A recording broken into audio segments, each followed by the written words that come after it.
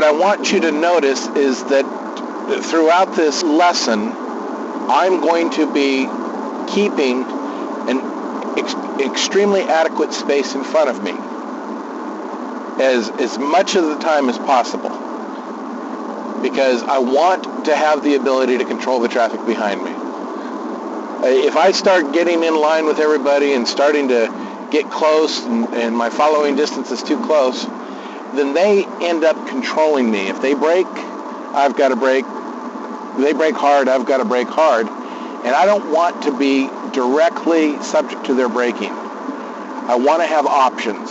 If I have a good space in front of me, it allows me to control the braking of that van behind me. It also gives me time to check my blind spots when I go to make a lane change without worrying about this car slamming on his brakes and me hitting him.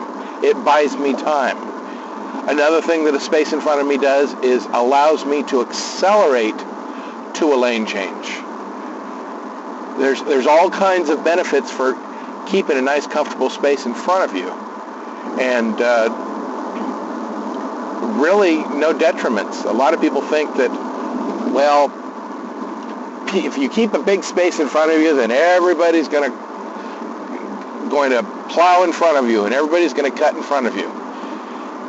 They're going to cut in front of you whether you have a big space or a little space if they really want that space. The question is what do you want to have left over after they cut in front of you? Now, I've had a decent sized space with this burgundy car, this red car up in front of us. Nobody's cut in yet. I've had this space for, I don't know, about a mile, maybe a mile and a half now. Nobody's cut in front. But let's see what happens when it gets busier. And if somebody cuts in, that's fine. It's not my road. I don't own it. I just want to take whatever steps I can to make sure that I am in control of the people behind me and not subject to the control or the direct control of the people in front of me. I just choose the appropriate lane for the speed that I'm going. Look at the cars behind. Look at the left side. There's nobody on my left. There's nobody on the right. There's nobody in front of me. There's nobody behind me. I'm in the middle of Los Angeles traffic and I'm surrounded by space. Unlike the pack of traffic that's up in front of me. Unlike the pack of traffic that's behind me. People pack up and they get into these flocks. People flock up like sheep, so I call them sheeple. Because that's what they do. They just get into packs or flocks of traffic. So the car in front of me has let off the gas a little bit. Fine, I let off the gas. I'm going to keep a big space in front of me so as to control this guy behind me.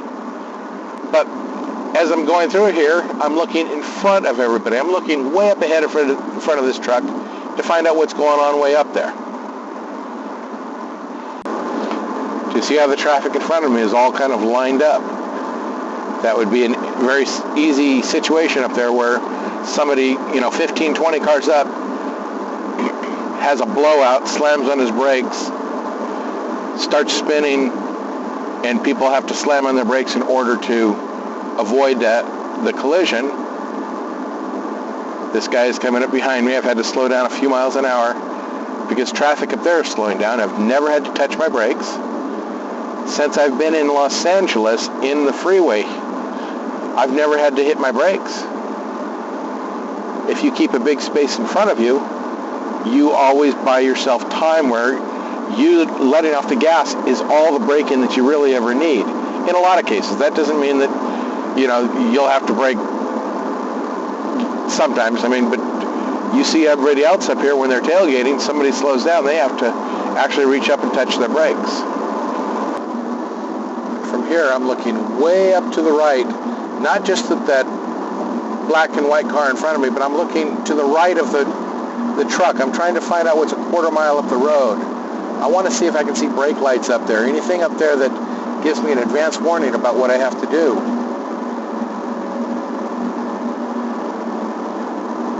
I don't want to be in a position where I have to brake hard, because then I have to depend on the people behind me to brake hard. I always want to be in a position to brake them early and soft.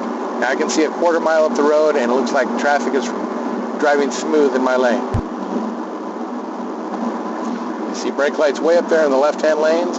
They seem to be consistent brake lights. I just brake early. I don't have to brake hard. I see it early. The car behind me has no choice but to do it as I tell him to. I have extra space in front of me. The car in front is slowing down, so I'm letting off the gas to slow down. Look what the Toyota behind me is doing. He has to let off the gas to slow down. I'm doing whatever it takes to increase my space so that I have control. In the last video, the benefits of letting off your gas as your space starts to shrink was demonstrated. The white car that you can see here with the brake lights on in this video runs up to brake on the car in front of him. A one-star driver way of driving on the freeway.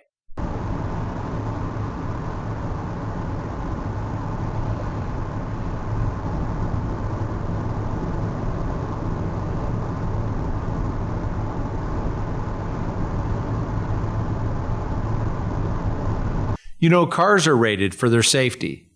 3-star, 4-star, 5-star crash rating.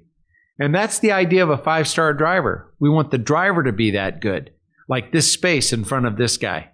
You want to keep your space so you can see the entire picture.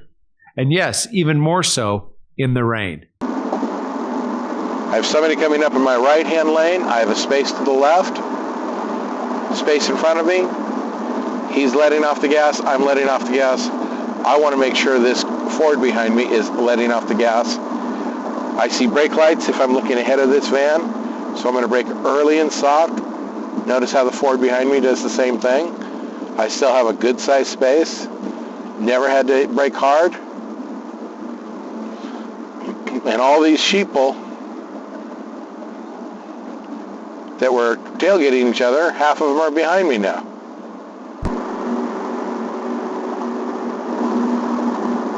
So when traffic starts to slow down, so do I. Just maintaining a space. This next clip talks about a 3-second following distance. Mr. Cullington will start counting when the car you see ahead in the distance passes the shadow spot created by the green freeway sign. When his car reaches that spot, he knows what his following distance is. 1, 1,000, 2, 1,003, 1,000. So 3-second following distance. It's easy to do. I'm in middle of LA traffic. It's easy to do. Other people choose not to do it. This Toyota truck on the right side of me is choosing to do it. The cars in front of me are choosing not to do it. The cars on the left of me are choosing not to do it.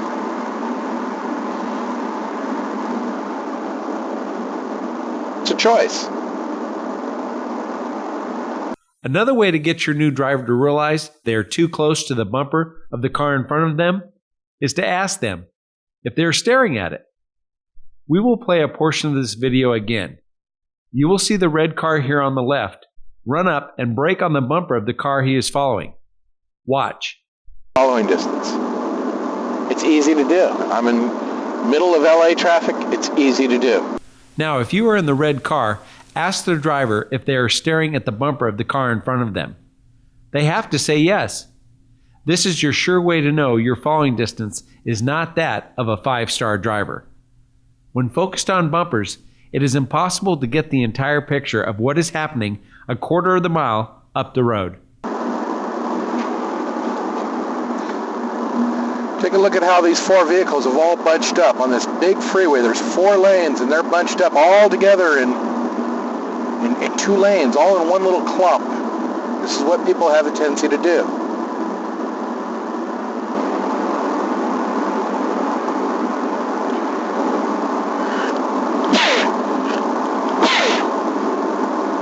Sure glad I had space so I had time to sneeze without somebody slamming on their brakes. We will close out this lesson, keeping your space and controlling traffic on the freeway, showing this photo of a busy freeway anywhere in the world.